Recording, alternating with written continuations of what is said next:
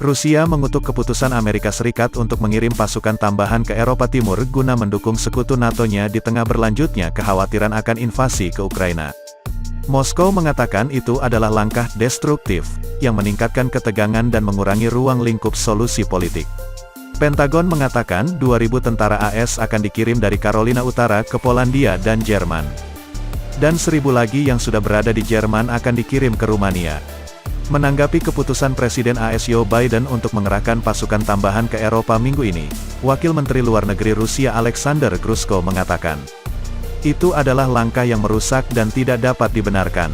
Grushko menambahkan bahwa langkah itu akan menyenangkan pihak berwenang Ukraina, yang akan terus menyabotase perjanjian Minsk dengan impunitas seperti dilansir dari BBC, Kamis, tanggal 3 Februari tahun 2022.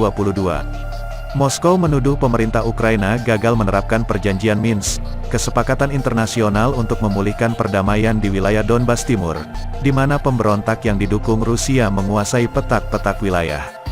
Dan setidaknya 14.000 orang telah tewas sejak 2014. Pentagon sebelumnya mengatakan pasukan Amerika yang dikerahkan tidak akan berperang di Ukraina tetapi akan memastikan pertahanan sekutu Washington. Pengerahan mereka merupakan tambahan dari 8.500 tentara yang disiagakan Pentagon bulan lalu untuk siap dikerahkan ke Eropa jika diperlukan.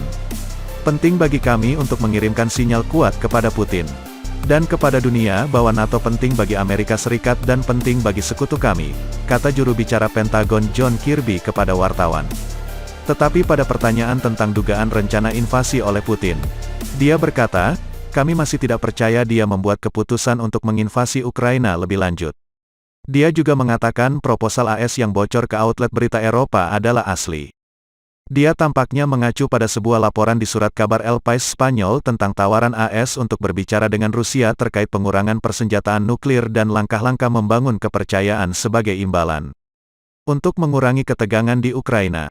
Sementara itu, upaya diplomatik yang intens terus mencoba mencari solusi politik untuk krisis tersebut.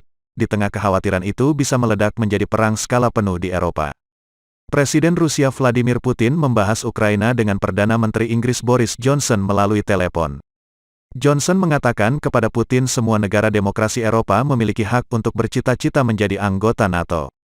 Bunyi pernyataan Downing Street. Rusia sendiri menentang Ukraina bergabung dengan aliansi keamanan. Putin menarik perhatian pada keengganan NATO untuk menanggapi dengan tepat kekhawatiran yang dibenarkan Rusia. Kata Kremlin dalam sebuah pernyataan dalam bahasa Rusia. Presiden Rusia sebelumnya menuduh AS mencoba menarik negaranya ke dalam perang di Ukraina. Dia mengatakan tujuan Amerika adalah menggunakan konfrontasi sebagai dalih untuk menjatuhkan lebih banyak sanksi terhadap Rusia.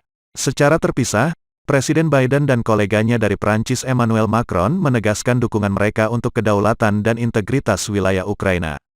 Kata Gedung Putih dalam sebuah pernyataan. Dalam sebuah panggilan telepon, mereka meninjau koordinasi yang sedang berlangsung pada diplomasi dan persiapan untuk membebankan biaya ekonomi yang cepat dan berat pada Rusia.